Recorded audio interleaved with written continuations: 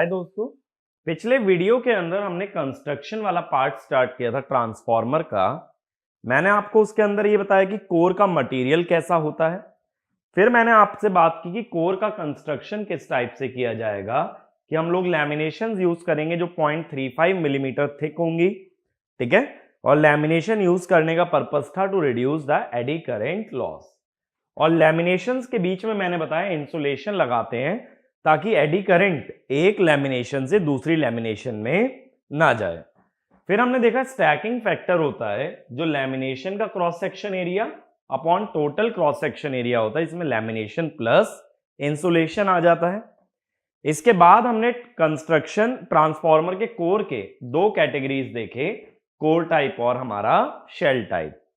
Core type में हमने ये देखा कि वो high voltage high power application में यूज होता है, वहां टर्न्स दोनों लिंब पे डिवाइडेड होते हैं और लो वोल्टेज वाइंडिंग के बाहर लगाई जाती है हाई वोल्टेज वाइंडिंग।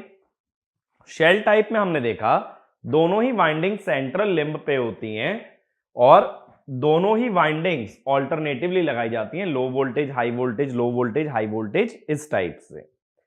और उसके अंदर हमने ये देखा कि लीकेज कम हो जाता है क्योंकि उसके अंदर कपलिंग बेहतर होती है। जब दोनों सेम लिंब पे वाउंड है और दोनों के बीच का गैप मिनिमम रखा जाए तो एक वाइंडिंग से बनने वाला ज्यादातर फ्लक्स दूसरी वाइंडिंग से पास होता है, जबकि कोर में जो बाहर वाली हाई वोल्टेज वाइंडिंग है उसका कुछ फ्लक्स एयर से पास हो जाता है, तो सारा फ्लक्स एलवी वाइंडिंग से नहीं जा पाता है, ठीक है। इसीलिए लीकेज बेटर किस में होता है, शेल टाइप में। तो हम अपना आज कंस्ट्रक्शन वाला पार्ट आगे कवर करेंगे, ठीक है। तो अब मैं नेक्स्ट बात कर रहा हूं क्रॉस सेक्शन ऑफ कोर, यानी कोर का क्रॉस सेक्शन कैसा दिखना चाहिए। अब अभी तक देखो जो भी मैंने क्रॉस सेक्शन तुम्हें ड्रॉ करके बताया है, मैंने कैसा बताया है, रेक्टेंगल बताया है।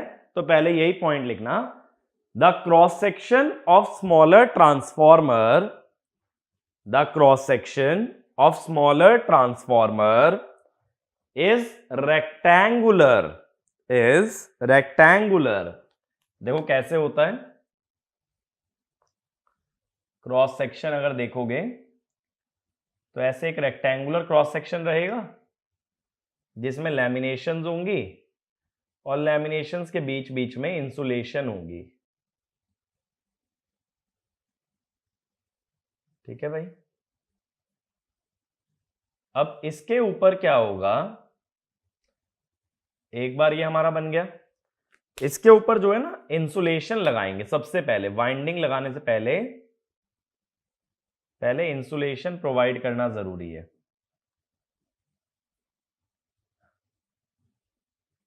ठीक है। ये इंसुलेशन दे दिया, अब इसके ऊपर वाइंडिंग दे दो।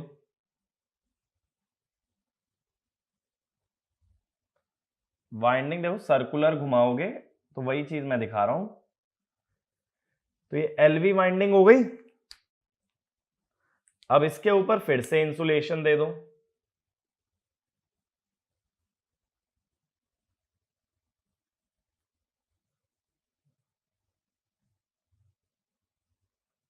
और इसके ऊपर फिर दे दो एचवी वाइंडिंग।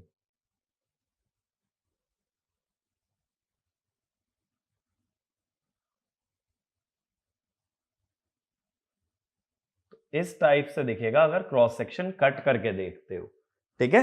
ये जो रेड वाला पार्ट है दोनों जगह क्या है, ये है इंसुलेशन, ठीक है भाई।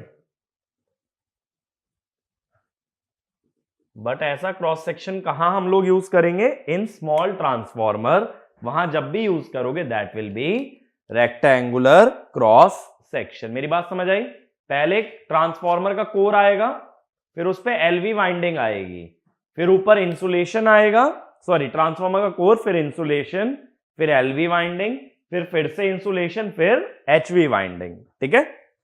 लेकिन अब क्या होता है, जो बड़े ट्रांसफॉर्मर होते हैं वहां रेक्टेंगुलर क्रॉस सेक्शन ना प्रेफर करके प्रेफर किया जाता है सर्कुलर क्रॉस सेक्शन। तो अगला पॉइंट लिखना, for large transformer circular cross section for large transformer circular cross section is preferred as compared to rectangular cross section. अब जैसे मान लो एक स्क्वायर क्रॉस सेक्शन हो सकता था, सपोज ये है स्क्वायर क्रॉस सेक्शन, बट इसकी जगह अगर मैं सर्कुलर क्रॉस सेक्शन लेता कुछ इस तरह से, ये क्या हो गया, सर्कुलर क्रॉस सेक्शन।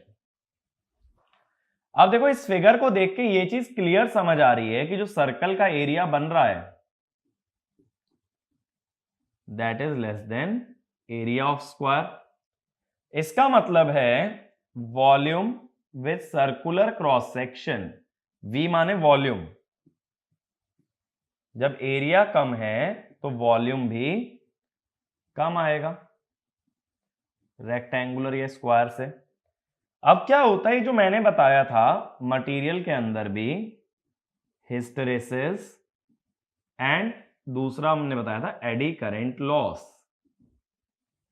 ये दोनों ही लॉस हम आगे देखेंगे कि ये प्रोपोर्शनल होते हैं वॉल्यूम के,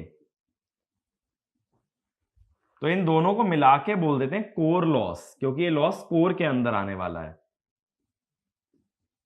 तो कोर लॉस कम हो गया ना वॉल्यूम कम होने से। दूसरी चीज देखो, अगर इसका सरकमफेरेंस या पेरीमीटर की बात करें, ठीक है, सरकमफेरेंस की अगर बात करें तो भी फिगर देख के ये समझ आ रहा है कि ओवरऑल सरकमफेरेंस, ये बाहर वाली जो लेंथ है ये सर्कल की कम है एज कंपेयर टू स्क्वायर। अब देखो क्या होगा, अगर ये रेक्टेंगल बड़ा बना दो तो एलवी वाइंडिंग का एक टर्न बड़ा बनेगा, एक एक टर्न जितना बड़ा बनाओगे उतना ज्यादा कॉपर लगेगा। अगर टर्न का रेडियस कम कर दो, छोटा टर्न बनाओ, छोटा टर्न बनाने से उसका रेडियस कम, उसकी सरकमफेरेंस कम, तो यहां से क्या कह सकते हो, कॉपर रिक्वायरमेंट भी कम। ठीक है, ये मेरी बात समझ आई। तो सर्कल लेने से दो फायदे हैं, एक तो कोर का वॉल्यूम कम हो जाता है तो कोर लॉस कम हो जाता है, दूसरा उसका सरकमफेरेंस कम हो जाने से जो कॉपर वायर हम यूज करने वाले हैं उसकी लेंथ रिक्वायरमेंट भी कम हो जाती है। तो ये लिखना सर, ऐसे करके क्वेश्चन ही बना लो। एक काम करो, ये थ्योरी लिख लो पहले, फिर वीडियो पॉज करके पहले ये थ्योरी लिखो, फिर एक क्वेश्चन बना के लिखना, why circular cross section, why circular cross section is preferred, circular cross section is preferred over rectangular cross section। तो इसमें फर्स्ट पॉइंट लिखना, the cross section area of circle, the cross section area of circle is less than square, is less than square, so volume of core reduces, so volume of core reduces and core losses reduce, and core losses reduce। और अगर core में material कम use हो रहा है तो उससे यह भी फायदा मिलेगा कि तुम्हारे कोर के पैसे भी बचेंगे। ठीक है, जितना छोटा कोर उतना सस्ता पड़ेगा। अगला लिखना, circle has minimum circumference, circle has minimum circumference and hence the length of copper required, and hence the length of copper required in each turn, length of copper required in each turn is reduced, in each turn is reduced, so copper requirement reduces, so copper requirement reduces। अब copper requirement घटने से क्या होगा, हम यही तो बोल रहे हैं कि जो कॉपर की लेंथ यूज होने वाली है वो डिक्रीज हुई है। अगर कॉपर की लेंथ रिड्यूस हुई है तो रेजिस्टेंस तो मैं जानता हूं क्या होता है, रो एल बाय ए, यानी लेंथ रिड्यूस होने से रेजिस्टेंस कम होगा और रेजिस्टेंस कम होने से कॉपर लॉस भी कम होगा, यानी जो I²R लॉस आएगा ना, कोई भी अगर एक कंडक्टर है तो उसमें हीट तो प्रोड्यूस होगी, वो लॉस कम हो जाएगा। तो अगला पॉइंट ये लिखना, if length of copper is reduced, if length of copper is reduced, then if length of copper is reduced, then winding resistance reduces, then winding resistance reduces, and I²R loss and I²R loss or copper losses, I²R loss or copper losses also reduce, और copper losses also reduce. ठीक है, ये point clear हुआ। तो देखो फायदा क्या हुआ, कोर लॉस कम हुआ, कोर की वॉल्यूम घटने से, कॉपर की लेंथ घटने से कॉपर लॉस कम हुआ। जब दोनों लॉसेस कम तो एफिशिएंसी ज्यादा। तो अगला पॉइंट लिखना, circular cross section therefore, circular cross section therefore has lesser cost and higher efficiency, lesser cost and higher efficiency। अब एक चीज सोचो ना, जब वॉल्यूम कम यूज हो रहा है तो कोर का मटेरियल कम चाहिए, उधर हम बोल रहे हैं कॉपर भी कम चाहिए। जब कोर और कॉपर दोनों कम चाहिए तो खर्चा हमारा कम होगा, तो कॉस्ट कम होगी और लॉसेस घटने से एफिशिएंसी ज्यादा होगी। तो आइडियली ट्रांसफॉर्मर का कोर कैसा होना चाहिए, सर्कुलर। लेकिन देखो सर्कुलर में दिक्कत क्या आती है, अगर एडी करंट लॉस घटाने के लिए इसके अंदर लैमिनेशन लगाओगे, तो देखो लैमिनेशन कैसे बनेंगे, एक छोटा, बड़ा, फिर उससे बड़ा, फिर सबसे बड़ा, फिर छोटा और छोटा, इस तरह से लगेंगे ना लैमिनेशन। अब इसका मतलब है इसमें लैमिनेशन अलग अलग साइज के चाहिए। यहां देखो सभी लैमिनेशन आइडेंटिकल यूज हुए थे, वहां लैमिनेशन सारे डिफरेंट है। तो अगला पॉइंट लिखना, अलग से लिखना, ये क्वेश्चन के आंसर से अलग। In circular cross section, in circular cross section all laminations are of, in circular cross section all laminations are of different size, are of different size, and therefore manufacturing cost of, and therefore manufacturing cost of such lamination is high, manufacturing cost of such lamination is high.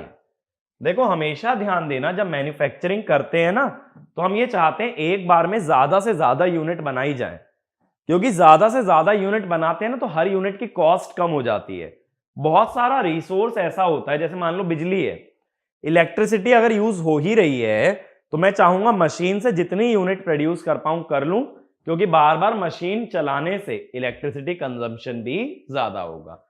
तो manufacturing, ये तो सिर्फ एक example है, but ये ध्यान रखना manufacturing में बेनिफिट तब होता है when large number of units are manufactured simultaneously. ठीक है, तभी मैन्युफैक्चरिंग का एडवांटेज भी होता है। अब अगर अलग अलग तरह की लैमिनेशन बनानी है तो इनको अलग अलग मैन्युफैक्चर करोगे, एक साथ तो हो नहीं सकती, तो इसका मतलब है कॉस्टिंग बढ़ जाएगी। इसका मतलब आइडियली सर्कुलर क्रॉस सेक्शन नहीं बना सकते, बट सर्कल के जितना करीब जा पाओ उतना बेटर है। तो इसके लिए मैं क्या करता हूं, अब देखो परफेक्ट सर्कल नहीं बना सकते ना, तो एक सर्कल का क्लोज अप्रोक्सीमेशन बनाते हैं।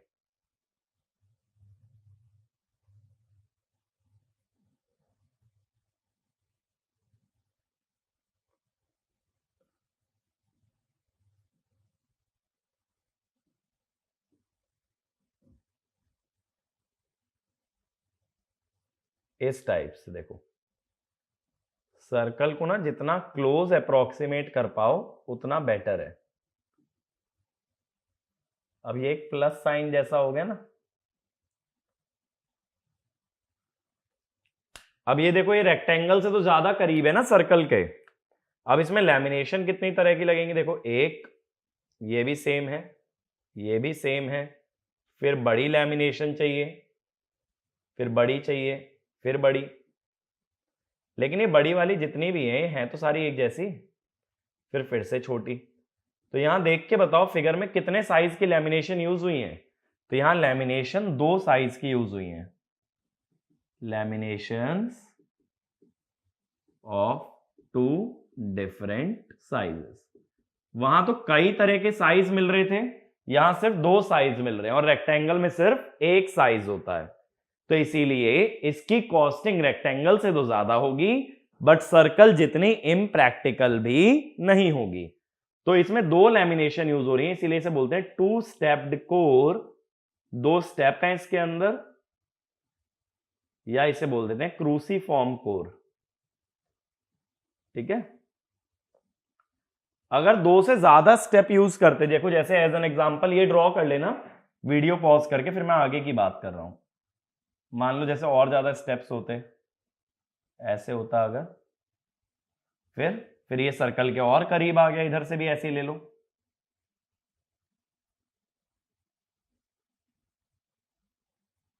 इस टाइप से। तो जितना ज्यादा नंबर ऑफ स्टेप्स का यूज करोगे उतनी ज्यादा तरह की लैमिनेशन चाहिए, और सर्कल के उतना ही क्लोज जा सकते हो। तो इसमें लिखना ideally cross section should be circular, ideally cross section should be circular, but practically it is not feasible, so we approximate a circle by a stepped core, and if 2 steps are used, it is called cruciform core। ठीक है। Next point, if number of steps are increased,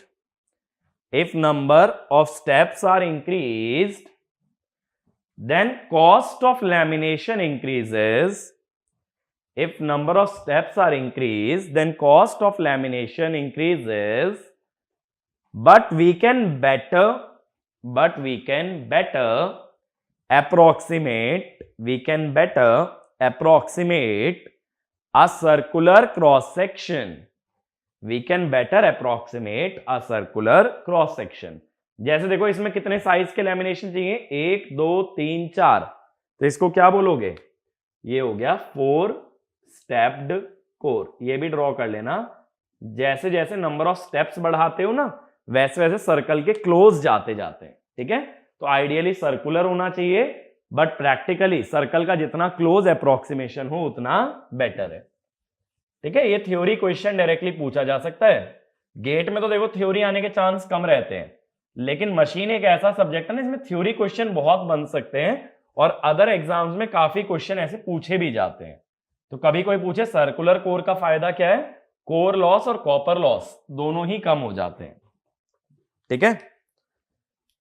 ये मेरी बात clear हुई। But ये जो stepped core है ये कहां यूज होगा, लार्ज ट्रांसफॉर्मर में, और स्मॉल ट्रांसफॉर्मर में क्या यूज करना है, वहां हमें यूज करना है rectangular core.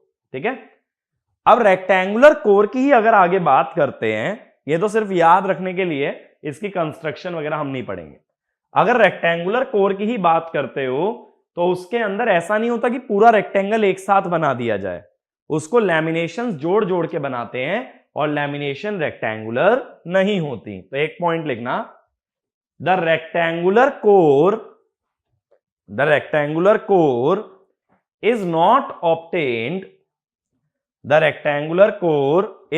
obtained by joining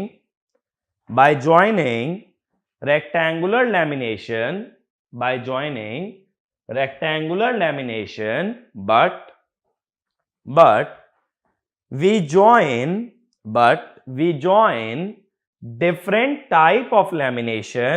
but we join different type of lamination, to obtain rectangular cross section, देखो अब कैसे, इसमें एक ऑप्शन होता है हमारे पास एल शेप्ड लैमिनेशन। इसमें जो लैमिनेशन होती है ना उसकी शेप एल होती है। देखो ऐसे, ये एक एल बन गया ना, उल्टा एल हो गया। ये एक लैमिनेशन है लेकिन ये रेक्टेंगल तो नहीं है। इसके ऊपर दूसरी लैमिनेशन रखते हैं, देखो कैसे।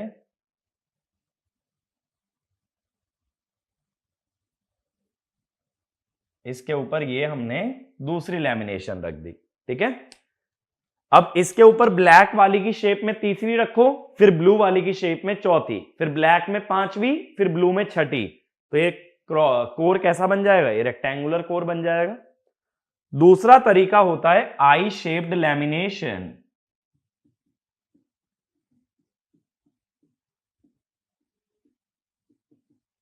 अब ये आई शेप्ड कैसी होती है? देखो पहले मैं ना बना लेता हूं कि मुझे चाहिए रेक्टेंगल। फाइनली ऐसा मिलना चाहिए ना। अब इसमें ना देखो अलग अलग आई होते हैं, जैसे ये हो गया, फिर ये हो गया, फिर ये हो गया। अब देखो ये एक लैमिनेशन है 1, ये है 2, ये है 3 और ये है 4। 4 लैमिनेशन एक के ऊपर एक रखी गई है। स्ट्रेट स्ट्रेट स्ट्रिप है। ऐसी 4 स्ट्रिप जोड़ के भी तो रेक्टेंगल बन सकता है। और ऐसे ही 2 स्ट्रिप अगर जोड़नी है तो दोनों किसकी होनी चाहिए? एल शेप की। तो इस तरह से रेक्टेंगुलर क्रॉस सेक्शन बनाते हैं। ये ध्यान रखना, रेक्टेंगुलर शीट कभी नहीं काटी जाती। जो लैमिनेशन होगी वो या तो एल शेप होती है या तो आई शेप होती है, ठीक है। तो एक बार वीडियो पॉज करके दोनों ड्रॉ कर लो। अब आगे कंटिन्यू करते हैं। अब देखो जब ये एल शेप और आई शेप लैमिनेशन यूज करोगे तो इनको जोड़ने से क्या होता है ना, एयर गैप आने लगता है। एयर गैप आने से रिलक्टेंस बढ़ने लगती है। जबकि ट्रांसफॉर्मर का कोर बनाते वक्त कंडीशन यही थी कि रिलक्टेंस मिनिमम रखना है ताकि मैग्नेटिक फील्ड इजीली फ्लो कर पाए। तो हम ये चाहते हैं कभी भी ना एयर गैप कंटिन्यूअस ना बने। यानी एक बार एयर गैप अगर इधर आ रहा है और इधर आ रहा है तो अगली बार एयर गैप इधर और इधर आए, क्योंकि जहां भी लगातार में आ गया वहां का एयर गैप बहुत ज्यादा हाई हो जाएगा। तो अगला पॉइंट लिखना, while joining the laminations,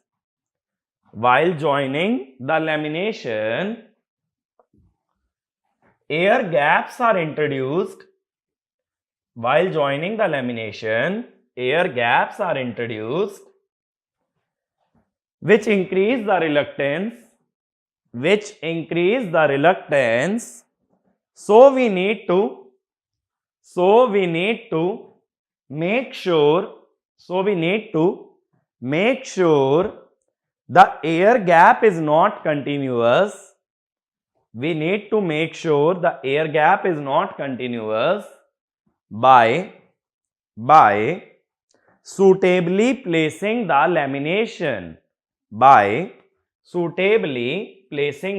lamination. जैसे मान लो पहली लेयर ऐसी है, इसी पोजीशन में थर्ड लेयर हो, इसी में फिफ्थ हो और इसी में सेवेंथ हो। लेकिन जो इवन नंबर वाली लेयर है वो कैसे बने?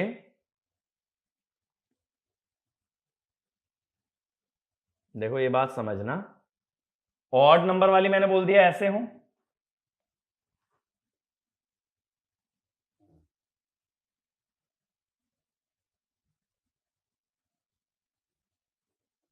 ठीक है। ऑड नंबर वाली अगर ऐसे प्लेस कर रहे हो तो इवन वाली कैसे प्लेस करोगे? इवन वाली में क्या होगा कि ज्वाइनिंग यहां पे हो, इस टाइप से, ठीक है। इवन वाली में ज्वाइनिंग यहां पे हो तो सेकंड, फोर्थ, सिक्स्थ, इस तरह से। ये मेरी बात क्लियर हुई? हमने किया क्या यहां पे, एक बार जॉइंट्स यहां दिए हैं, देखो एक बार जॉइंट्स मैंने यहां पे दिए हैं और एक बार जॉइंट्स यहां दिए हैं। जहां भी जॉइंट देते हो वहीं पे क्या आएगा? वहीं पे एयर गैप आएगा। देखो मतलब एक लेयर ऐसी बना लो पतली सी शीट की, इसके ऊपर ये प्लेस कर दो, फिर ऐसी ही तीसरी लेयर उसके ऊपर, चौथी लेयर ये वाली, पांचवी ये, छठी ये, एक लेयर के आगे एक लेयर लगाते जाओ, ये मोटा बनता जाएगा, ठीक है। ये पतली पतली लेयर्स हैं, एकदम पतली पतली लेयर्स हैं। इनको जब एक के आगे एक के आगे एक लगाओगे तो ये थिकनेस क्या हो जाएगी, इस तरह से बढ़ जाएगी ना। तो यही हम कर रहे हैं। बट सारी जो लेयर्स लग रही हैं, पहली शीट और दूसरी शीट एक जैसी नहीं है। पहली शीट अगर ये है तो दूसरी शीट ये, फिर तीसरी यही वाली, फिर चौथी इस शेप में। तो इस तरह से हमने क्या किया कि एयर गैप को यूनिफॉर्म ना करते हुए ब्रेक कर दिया। आधी लेयर्स में एयर गैप इधर आएगा और बाकी आधी लेयर्स में एयर गैप इधर आएगा। ठीक है, अब लास्ट पॉइंट लिखो। During transformer construction, during transformer construction, first primary and secondary windings, first primary and secondary windings are wound, primary and secondary windings are wound on the insulation, on the insulation, and then core is passed through, and then core is passed through coil opening, core is passed through coil opening। इस बात का मतलब देखो ये, कभी भी ऐसा दिमाग में मत रखना कि पहले कोर बनता है और फिर कॉइल उसके ऊपर बाउंड की जाती है। नहीं, पहले कॉइल बनती है, इंसुलेटर पे बांध दी जाती है, फिर कॉइल का एक सिलेंडर रहेगा, इसके बीच में से हम ऐसे कोर पास करा देते हैं। ठीक है, एक सिलेंडर है पूरा, उसके बीच में से क्या पुश कर दिया, कोर, और इस तरह से हम ट्रांसफॉर्मर कंस्ट्रक्ट करते हैं। देखो ये तो कोर टाइप की बात हुई ना। शेल टाइप में क्या होता है, जैसे लास्ट लेक्चर मैंने कोर और शेल टाइप बताया था। शेल टाइप की जो लैमिनेशन होती है ना, वो ई शेप्ड होती है।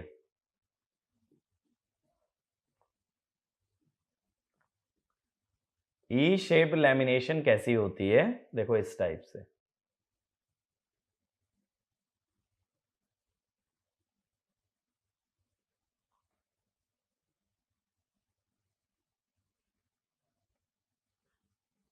एक तरह से लेटा हुआ ई है ना, इसके ऊपर दूसरी लैमिनेशन ऐसी लग जाती है।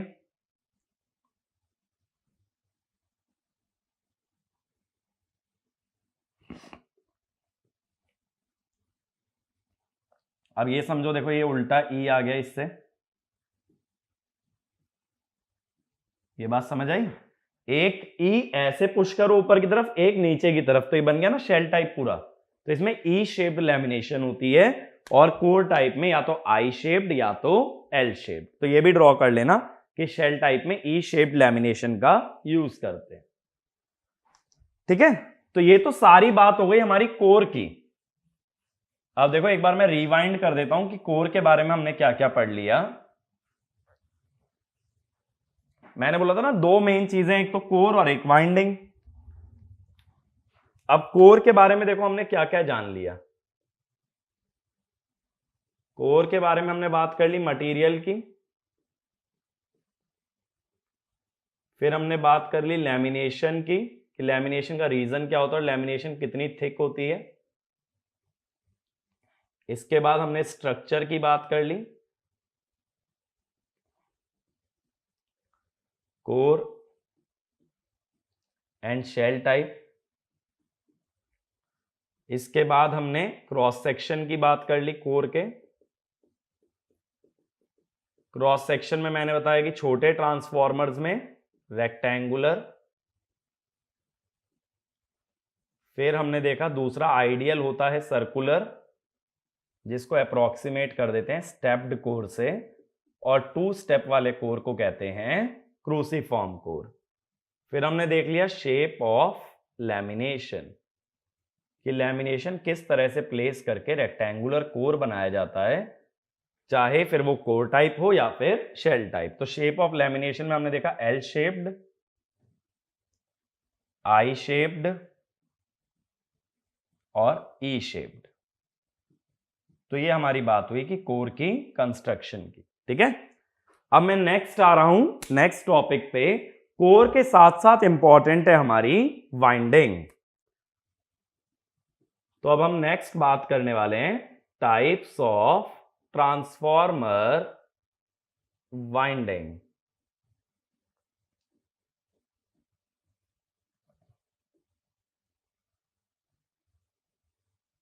ठीक है, अब इसमें सबसे पहले हम बात कर रहे हैं कोर टाइप ट्रांसफॉर्मर के लिए।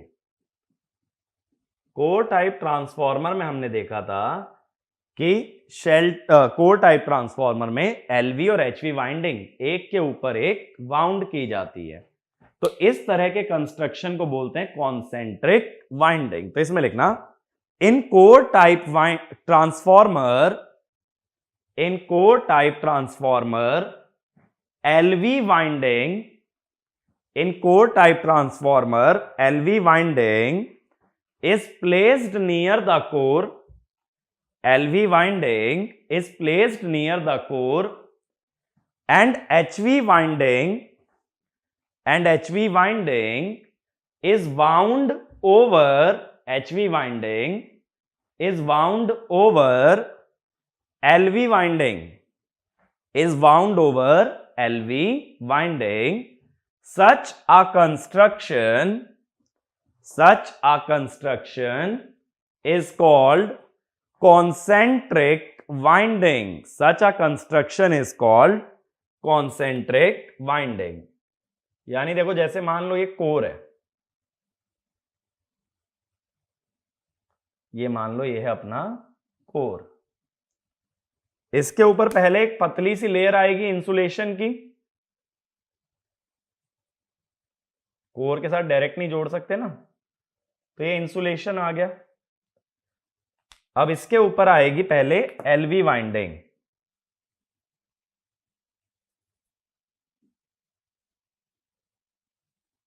तो ये आ गई एलवी, ठीक है। अब इसके ऊपर फिर से एक इंसुलेशन की लेयर, ये ब्लू वाली जो लेयर है ना, ये इंसुलेशन है दोनों जगह ही।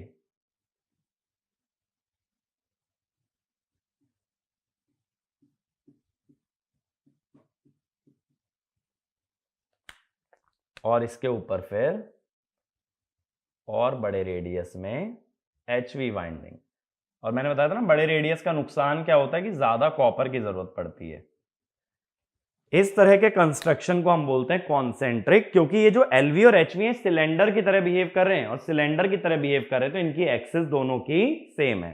तो कोर टाइप ट्रांसफॉर्मर में कौन सी वाइंडिंग होती है? Concentric winding. कॉन्सेंट्रिक में नुकसान क्या होता है? जो बाहर वाली वाइंडिंग है ये कोर से काफी दूर हो गई तो इसका लीकेज बढ़ जाता है। तो ये वाला भी पॉइंट लिख लेना। इन concentric winding, in concentric winding the outer winding, the outer winding or HV winding, the outer winding or HV winding is away from the core, is away from the core, so leakage is higher, so leakage is higher, ठीक है। यानी इसका कुछ ना कुछ flux ऐसा होगा जो कोर में ना पहुंच के एयर से ही अपना पाथ कंप्लीट कर ले, वो फ्लक्स होगा लीकेज फ्लक्स। अब क्वेश्चन दिमाग में यह आना चाहिए कि एलवी अंदर और एचवी बाहर क्यों, ऐसा ही क्यों, एचवी अंदर और एलवी बाहर क्यों नहीं? उसका रीजन देखो, मैंने बताया था कि वोल्टेज और इंसुलेशन प्रोपोर्शनल होते हैं। ये बात तो मैंने बताई थी ना, insulation is always proportional to voltage. अब यहां इंसुलेशन की देखो दो लेयर हैं, एक अंदर वाली लेयर है और एक बाहर वाली। अंदर वाली लेयर किस पे डिपेंड कर रही है? अंदर वाली वोल्टेज पे। और ये जो लेयर है ये अंदर और बाहर दोनों वोल्टेज पे डिपेंड कर रही है, क्योंकि दो वोल्टेज के बीच में ना एलवी और एचवी, और ये वाली जो लेयर है ये कोर और एलवी के बीच में, तो ये सिर्फ एलवी पे डिपेंड कर रही है। तो अगर अंदर एचवी रखते तो अंदर की वोल्टेज ज्यादा होती, तो अंदर इंसुलेशन भी ज्यादा लगानी पड़ती। दोनों के बीच में जो इंसुलेशन लगेगी वो तो सेम है, क्योंकि वो दोनों वोल्टेज पे डिपेंड करेगी, बट अंदर जो इंसुलेशन लगेगी वो डिपेंड करेगी अंदर वाली वोल्टेज पे। तो अगर अंदर एचवी लगाओगे तो अंदर की इंसुलेशन बढ़ाना पड़ेगा, उससे कॉस्टिंग भी बढ़ेगी, ओवरऑल डायामीटर भी बढ़ेगा। डायामीटर बढ़ने से कॉपर की रिक्वायरमेंट भी बढ़ती है। तो ये वाला पॉइंट लिखना। If HV winding is placed inside, if HV winding is placed inside, then inner insulation layer needs to be increased, needs to be increased, which increases the cost, and overall diameter, which increases the cost and overall diameter, due to which copper requirement also increases. Due to which copper requirement also increases. Next point, if HV winding is present outside,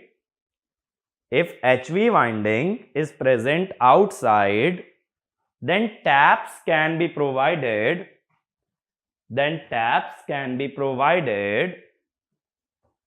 by which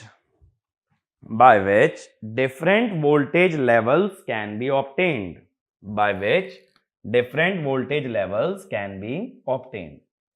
देखो transformer simply ऐसे दिखाते हो ना, अब मान लो ये LV winding है, HV में ज्यादा नंबर ऑफ टर्न्स होंगे।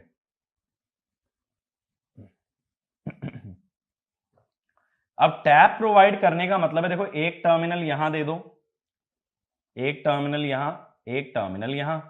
सपोज यहां पे हैं 10 टर्न, यहां 25, 25, 25, 25। अब तुम्हारी मर्जी है सेकेंडरी साइड या एचवी साइड कितने टर्न्स लेने हैं। 25 ले सकते हो, 25, 25, 50 ले सकते हो, 75 भी ले सकते हो, 100 भी ले सकते हो। तो अगर तुम एचवी साइड के नंबर ऑफ टर्न्स को चेंज कर सकते हो तो तुम वोल्टेजेस भी चेंज कर सकते हो। ठीक है, तो इसको हम लोग बोलते हैं टैप्स। ये क्या है, टैप्स है। तो टैप वहीं प्रोवाइड किए जाते हैं जहां नंबर ऑफ टर्न्स ज्यादा होते हैं, क्योंकि वहीं पे वोल्टेज का वेरिएशन ज्यादा देखा जा सकता है। ठीक है, तो taps are always provided on HV side. इसका दूसरा रीजन करंट से भी होता है, बट अभी उतनी दूर तक नहीं जा रहे, कि जिस तरफ करंट कम होता है, जहां वोल्टेज ज्यादा होती है ना, वहां करंट कम होता है, तो वहां टैप चेंज करना आसान होता है। हाई करंट में अगर एकदम से टैप चेंज करोगे तो रिस्क रहता है, लो करंट पे टैप चेंजिंग पॉसिबल है। तो ये दो रीजन होते हैं, एक तो हाई वोल्टेज पे वोल्टेज की रेंज ज्यादा होती है, वेरिएशन ज्यादा देख सकते हो, और दूसरा लो करंट पे टैप चेंजिंग इज इजियर। ठीक है, तो भले इसको छोटा सा क्वेश्चन बना के लिख लो, एक काम कर लो, why taps are provided on HV side, why taps are provided on HV side। तो नेक्स्ट इसमें लिखना पहला point, HV side has more number of turns, HV side has more number of turns, so taps can be easily provided,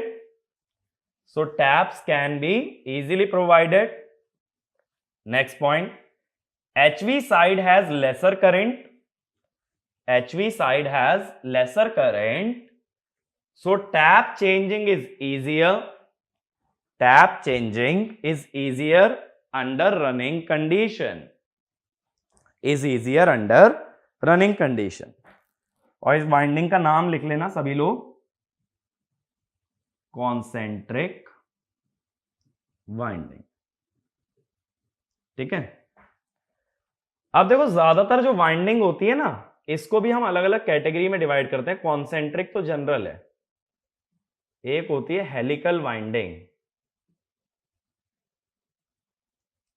अब ये helical winding क्या होती है, देखो जो स्टैंडर्ड तुम वाइंडिंग बनाते हो ना, वो हेलिकल ही होती है। हेलिक्स क्या होता है कि सर्कुलर मोशन भी हो और एक्सियल मोशन भी हो। तो ये जो हम वाइंडिंग जनरली दिखा देते हैं ट्रांसफॉर्मर के अंदर, इस टाइप से, देखो इस टाइप से दिखाते हैं ना, तो इसे कहते हैं हेलिकल। हेलिकल क्यों? क्योंकि ये एक्सिस के अलोंग भी नीचे आ रही है और ये सर्कुलर घूम भी रही है। तो हेलिक्स में दो तरह के मूवमेंट होते हैं, सर्कुलर मूवमेंट और एक्सियल मूवमेंट।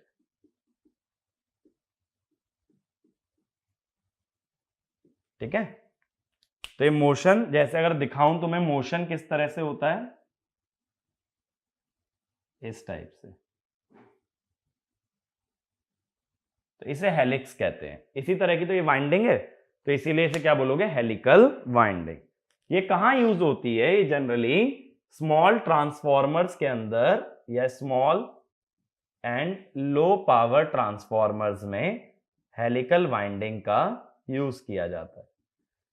ठीक है, प्लेस तो कॉन्सेंट्रिक ही करोगे कोर टाइप में, लेकिन एक एक वाइंडिंग किस तरह की बनी है उसके बारे में मैं बात कर रहा हूं कि ये एलवी और एचवी दिखने में कैसे होते हैं। तो एक हो गया हेलिकल,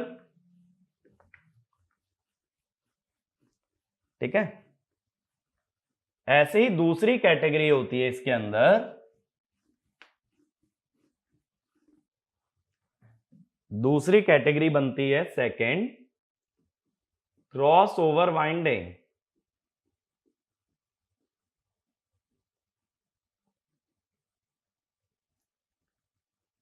अब देखो ये क्रॉस ओवर वाइंडिंग में क्या करते हैं, पेपर कवर्ड वायर लेते हैं। पेपर जो है ना ये इंसुलेटर का काम करता है, ठीक है। हम ये चाहते हैं एक ही वायर के दो टर्न्स टच में ना आए, क्योंकि अगर वो टच में आ गए ना तो दो टर्न्स का कोई मतलब रह नहीं गया, फिर तो एक मोटी वायर ले लेते, बात तो एक ही है। तो टर्न्स को अगर टच में नहीं लाने देना तो किसका यूज करोगे, इंसुलेटर, और वो कौन सा लिया जाता है, पेपर। अब देखो इसके अंदर क्या करते हैं, इस तरह का ना एक सिलेंडर बना लेते हैं, अलग अलग टर्न से ऐसे करके। मान लो 5-10 टर्न का तुमने एक सिलेंडर बना लिया, ये ऐसे यहां खत्म हुआ और ये यहां से शुरू हुआ था, ऐसे एक सिलेंडर बनाया। इससे कम रेडियस का एक सिलेंडर और ले लो, देखो छोटा सिलेंडर थोड़ा सा,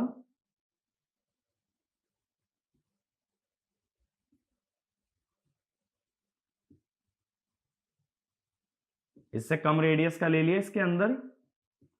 अब ये इसके अंदर रख दो, ऐसे इससे कम रेडियस का उसके भी अंदर। समझ रहे हो कि ये जो सिलेंडर्स हैं, अगर मैं बात करूं तो देखो इस तरह से, एक ये बड़ा सिलेंडर है, इसके अंदर एक छोटा सिलेंडर प्लेस किया, इसके अंदर एक और छोटा सिलेंडर प्लेस कर दिया, इस तरह से एक सिलेंडर के अंदर दूसरा सिलेंडर डालते जाओ।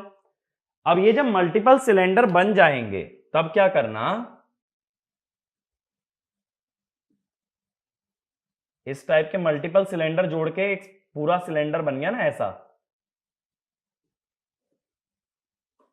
मेरी बात समझ आई, ये वायर से बना हुआ है पूरा, इसके अंदर अब मल्टीपल सिलेंडर रखे हैं। ऐसी ही एक और यूनिट ले लो, मैं बोल रहा हूं पहले ही, इसके अंदर कंटेन्स मल्टीपल सिलेंडर इनसाइड। ऐसी ही एक और यूनिट ले लो,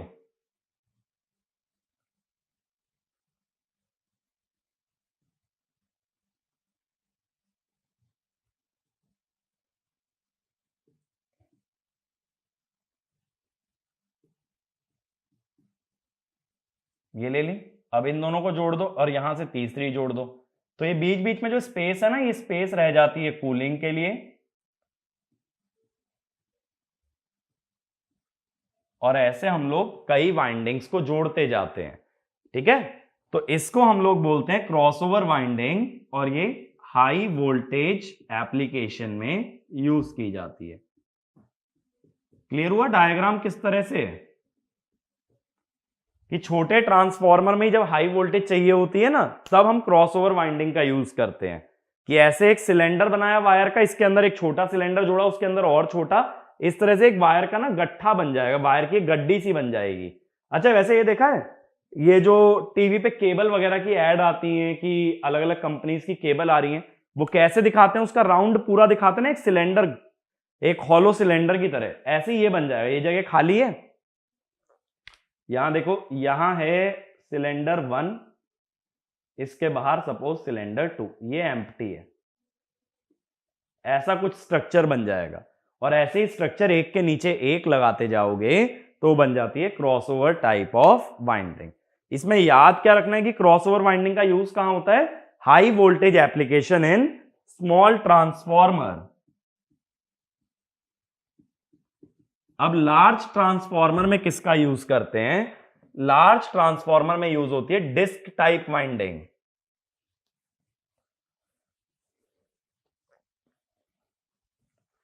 अब देखो ये डिस्क टाइप वाइंडिंग कैसी होती है,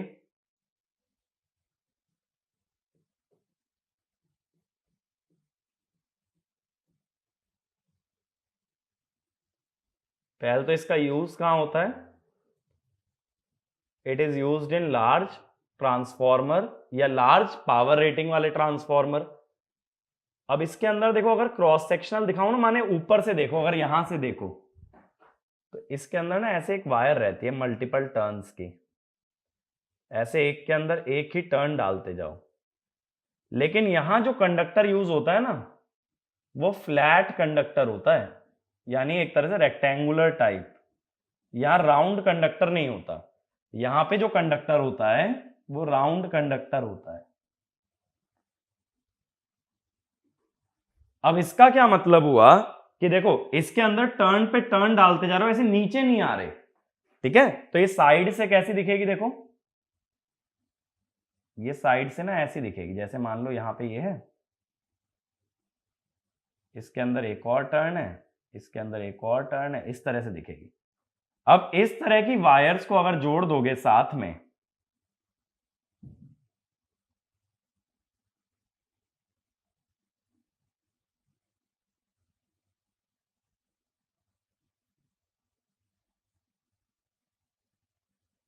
इस तरह से, तो इसको बोल देते हैं डिस्क टाइप वाइंडिंग, ठीक है।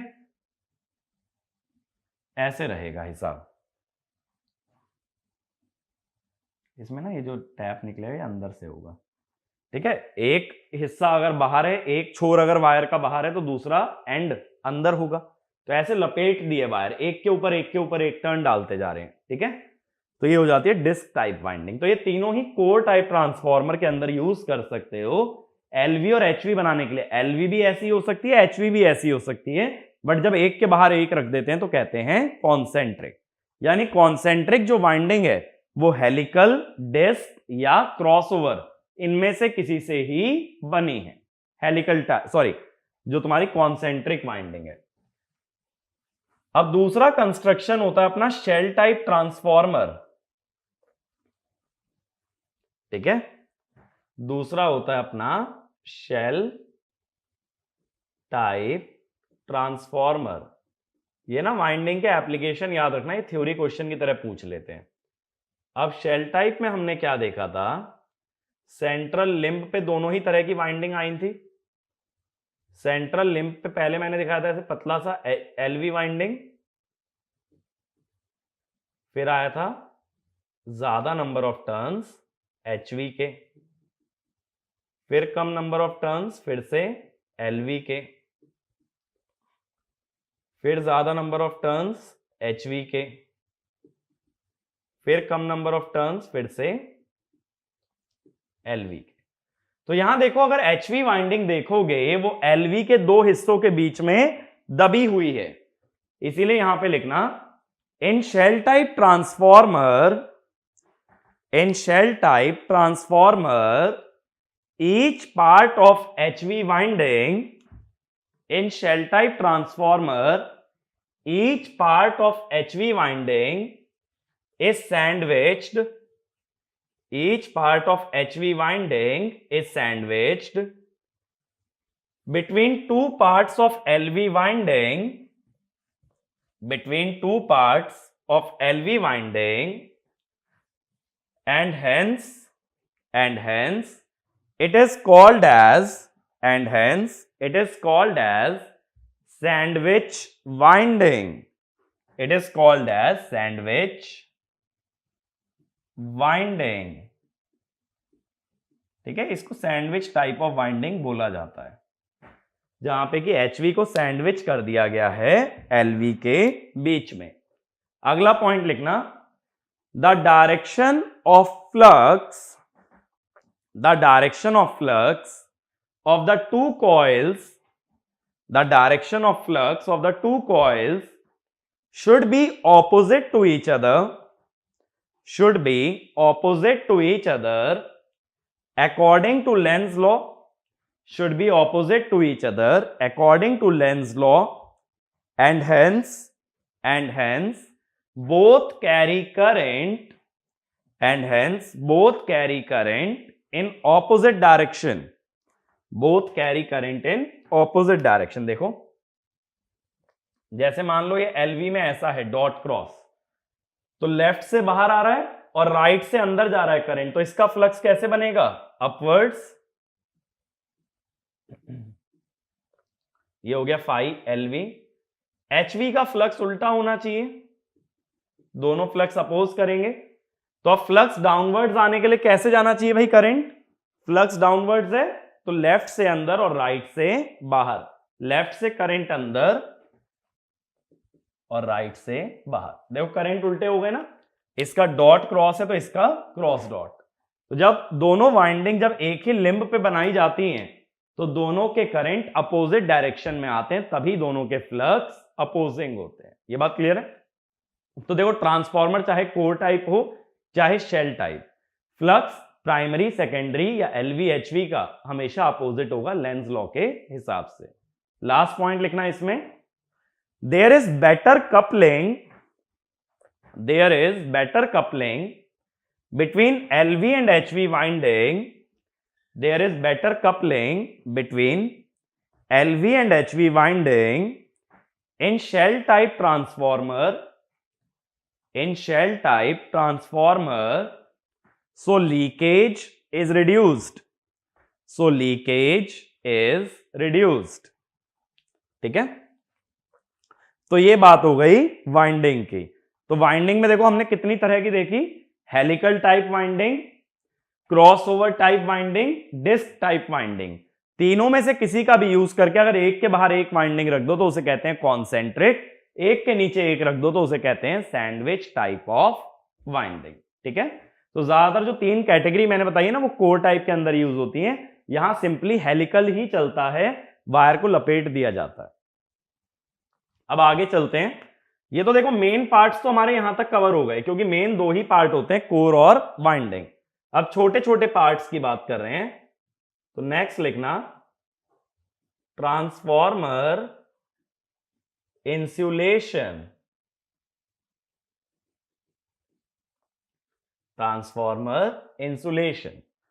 अब देखो मैंने बताया था बहुत बार हम लोग क्या करते हैं कि पूरा का पूरा ट्रांसफॉर्मर एक टैंक के अंदर रखा होता है और वो टैंक ऑयल से भरा होता है। अब जो ऑयल से भरा हुआ टैंक होता है उसमें ऑयल के दो काम होते हैं, एक तो ट्रांसफॉर्मर में जो भी गर्मी पैदा हो रही है, जो हीट प्रोड्यूस हो रही है, उसको वो कैरी कर लेता है या ट्रांसफॉर्मर को ठंडा कर देता है। तो जो ऑयल है वो कूलेंट का काम करेगा, और दूसरा वही ऑयल एक डाइलेक्ट्रिक की तरह काम करता है या एक इंसुलेटर की तरह काम करता है। तो ट्रांसफॉर्मर में इंसुलेशन अलग से भी दे सकते हो, अदरवाइज अगर ऑयल फिल्ड ट्रांसफॉर्मर है तो oil will act as dielectric and as a coolant. तो इसमें लिखना the entire transformer is placed in a tank which is filled with oil, and the oil has two purpose,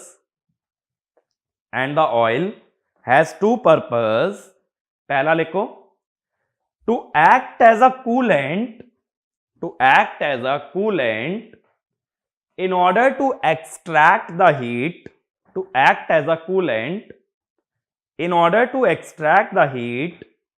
produced by transformer. Second, it provides insulation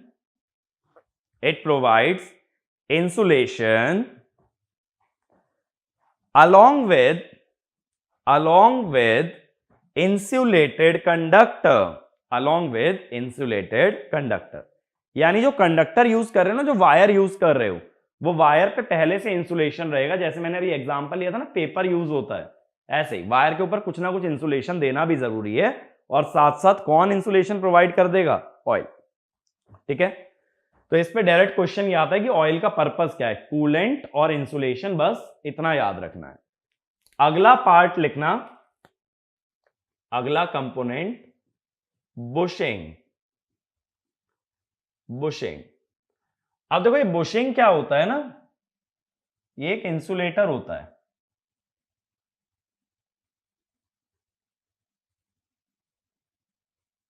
कुछ इस तरह का दिखता है। अब इसमें क्या होता है ना, इधर से ट्रांसफॉर्मर की वायर आ जाती है, ये वाइंडिंग वाली वायर है, और इधर से हम टर्मिनल कनेक्ट कर देते हैं, टर्मिनल जो कि एक्सटर्नल लगने वाला है, बाहर जो टर्मिनल जोड़ने वाले हो ना वो इस पॉइंट पे जुड़ जाता है, और ये बाहर ऐसे कनेक्टेड रहता है। ये ट्रांसफार्मर का टैंक है। अब देखो जो टैंक होता है वो अक्सर एल्यूमिनियम से बनाया जाता है, ये खुद भी एक कंडक्टिंग मटेरियल है। तो मैं चाहता हूं जो वाइंडिंग की वायर है वो टैंक से ना जुड़े, तो वाइंडिंग की वायर को टैंक से जुड़ने से रोकने के लिए बीच में एक इंसुलेशन देना पड़ता है, और उस इंसुलेशन को कहते हैं बुशिंग। मेरी बात क्लियर हुई?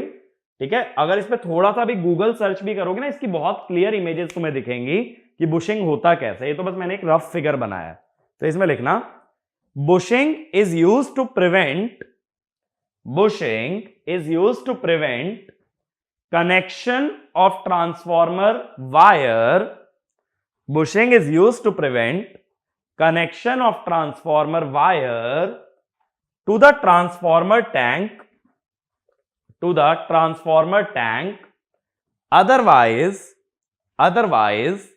the current carried by the winding, otherwise the current carried by the winding will flow through the tank, and will not enter transmission line, मैं चाहता हूं ट्रांसफॉर्मर जो करंट डिलीवर कर रहा है ना वो वायर्स में जाए, और अगर उसे पहले ही टैंक से एक रास्ता मिल जाएगा तो वो वायर तक नहीं पहुंचेगा। तो इसीलिए हम किसका यूज करते हैं? बुशिंग का। अब अगला पॉइंट लिखो बुशिंग में, for transformers above 36 kV, for transformers above 36 kV, bushing is either oil filled और capacitor type, next point, in oil filled bushing there is a conducting part in form of a cylinder,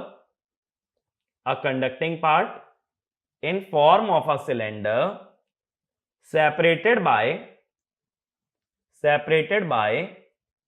oil from inside of porcelain, देखो ये जो porcelain है ना, ये एक insulating material है। तो जो तुम वायर जोड़ने वाले हो ना ट्रांसफॉर्मर की, वो तो इस कंडक्टिंग पार्ट से जुड़ेगी, फिर आ जाएगा ऑयल और फिर आ जाएगा इंसुलेटर। तो ऑयल फील्ड इसे बोला जाता है। ऑयल खुद भी इंसुलेटर का ही काम करता है, बट ऑयल कूलिंग भी प्रोवाइड कर देगा। ठीक है, तो बीच में ऑयल भरा रहेगा, बाहर इंसुलेटर रहेगा, और इसके बाहर रहेगा ट्रांसफॉर्मर का टैंक। तो एक कंडक्टिंग पार्ट किसी भी हालत में टैंक से टच नहीं होना चाहिए, यही ऑब्जेक्टिव होता है बुशिंग प्रोवाइड करने का। ठीक है, अब अगला पार्ट लिखना, कंजर्वेटर एंड ब्रीदर,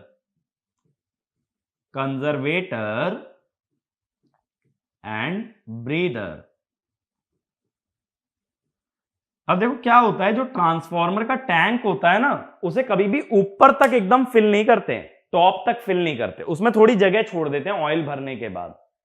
अब वो जो ऑयल के ऊपर की जगह होती है उसमें एयर रहती है। ठीक है, और एक वेंट पाइप होता है, एक पाइप होता है जो एयर एक्सट्रैक्ट या एयर खींचने के काम में आ सकता है। अब मेरी बात को समझना, अगर मान लो इस टैंक में यहां तक ऑयल है, ये ऑयल है, इसके ऊपर है एयर, अगर गर्म होके ऑयल फैलना स्टार्ट करे, फैलेगा तो एयर क्या हो जाएगी? कम। एयर कम कैसे हो सकती है? जो एयर है वो ट्रांसफॉर्मर के बाहर निकल जाए। बाहर कहां से निकलेगी? पाइप से। तो हमें ऐसा लगेगा ट्रांसफॉर्मर ने सांस छोड़ी है बाहर की तरफ। अगर ट्रांसफॉर्मर एयर को छोड़ रहा है तो it is like breathing out. Oil ठंडा होने पे नीचे आया तो एयर बढ़नी चाहिए। एयर बढ़ेगी कैसे? जब ये बाहर से खींचेगा तो हमें लगेगा सांस अंदर खींच रहा है। तो इसको बोलते हैं ट्रांसफॉर्मर की ब्रीथिंग। और ब्रीदर जो होता है वो क्या होता है? एक पाइप होता है। लेकिन अब इसमें एक रिस्क है कि जब हवा बाहर से अंदर आएगी तो मॉइस्चर ना ले आए। उस मॉइस्चर को बचाने के लिए बीच में लगाया जाता है एक सिलिका जेल। तो एयर जब पाइप से घुसती है तो सिलिका जेल से पास होती है, जो उस एयर का मॉइस्चर एब्जॉर्ब कर लेता है और ड्राई एयर को अंदर भेजता है। तो इसमें लिखना the transformer tank is never completely filled. The transformer tank is never completely filled, but some space is left. For air. Some space is left for air. Next point. When oil is heated, oil expands and volume of air reduces,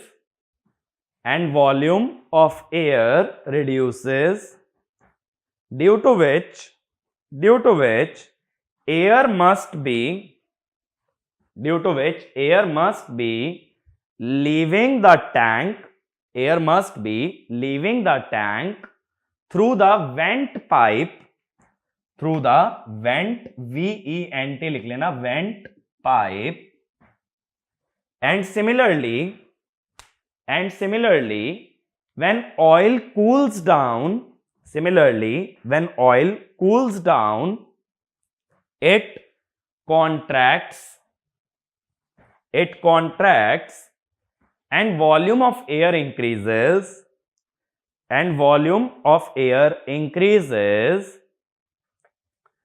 which happens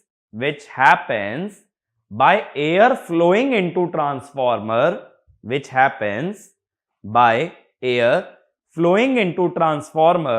through vent pipe. Next point. The air coming into the transformer should not contain moisture,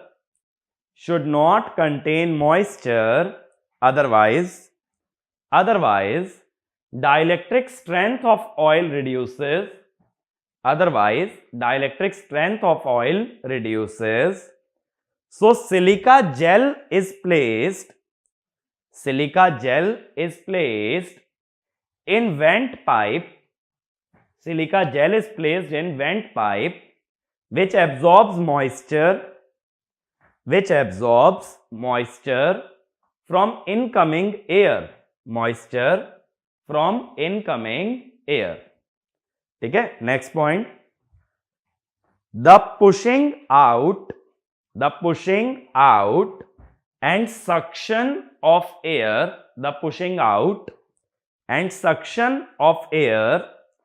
from atmosphere is called breathing of transformer. ठीक है, तो breather क्या हुआ? Went pipe हुआ जिसमें silica gel placed है. अब बात है अगला पार्ट, कंजर्वेटर क्या है. कंजर्वेटर अगर देखो कभी देखा हो ना, ट्रांसफॉर्मर के आसपास से गुजरे हो तो उसके ऊपर ना ऐसे एक सिलेंड्रिकल ड्रम लगा रहता है. ये सिलेंड्रिकल ड्रम क्या होता है? इसके अंदर ऑयल रहता है. तो जब ये ऑयल एक्सपैंड करके बढ़ता है तो एक कंजर्वेटर में जाता है. ऑयल जब कॉन्ट्रैक्ट होता है, कम होता है, तो ये कंजर्वेटर से टैंक की तरफ आ जाता है. तो ये समझ सकते हो एक रिजर्व में ऑयल रखा हुआ है. तो जब ऑयल कम होगा तो कंजर्वेटर से किस में आ जाएगा? टैंक में. ऑयल बढ़ेगा तो कहां जाएगा? टैंक से conservator.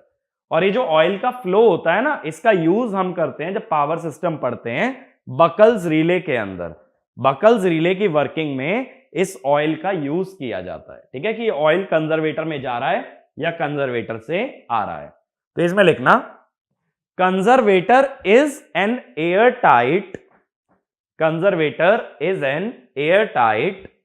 cylindrical drum which is partially filled with oil and prevents oil from coming in contact oil from coming in contact with the air. Next point, when oil rapidly expands due to fault, it rushes towards conservator. And when it contracts, it comes back from conservator to the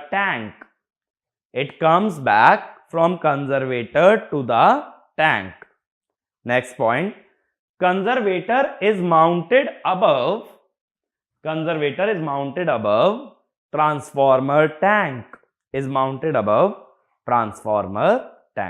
ठीक है, तो ये छोटे छोटे part हैं, insulation, bushing, conservator, breather. ये 3-4 छोटी छोटी चीजें हैं जिनका पर्पस क्लियर होना चाहिए, ज्यादा डिटेल में इनको कवर करने की जरूरत नहीं है। तो ओवरऑल देखो, ट्रांसफॉर्मर कंस्ट्रक्शन में जो सबसे बड़ा पार्ट है वो है कोर। जैसा मैंने अभी समराइज भी किया था कि कोर के अंदर हमने क्या क्या पॉइंट कवर किए। फिर हमने वाइंडिंग देखा, कोर टाइप में कॉन्सेंट्रिक, शेल टाइप में सैंडविच, और शेप 3 तरह की देखी, हेलिकल, क्रॉसओवर और डिस्क टाइप। फिर छोटे छोटे पार्ट हमने और कवर किए, इंसुलेशन जो कि ऑयल होता है, बुशिंग जो कि कंडक्टर और टैंक को सेपरेट रखता है, कंजर्वेटर जो एक्स्ट्रा ऑयल कैरी करता है, ब्रीदर जिसमें सिलिका जेल रखा जाता है ताकि एयर जब अंदर आए तो मॉइस्चर ना लाए। ठीक है, तो ये सारी चीजें क्लियर होनी चाहिए। अब हम आगे जो कंटिन्यू करेंगे, आगे जो बातें करेंगे, अब हम ट्रांसफॉर्मर के मेन पार्ट में उतरेंगे, जहां न्यूमेरिकल टॉपिक्स की बात होगी, जहां डेरिवेशंस होंगे, फेजर डायग्राम्स होंगे, अब वो सारी बातें होंगी। कंस्ट्रक्शन वाला पार्ट हमारा इतना ही रहता है। कंस्ट्रक्शन अगर मैं बात करूं, गेट पॉइंट ऑफ व्यू से बहुत ज्यादा रेलिवेंट नहीं है, लेकिन अदर एग्जाम्स के लिए काफी रेलिवेंट है। ठीक है, तो आगे की बातें करेंगे नेक्स्ट वीडियो में। Thank you.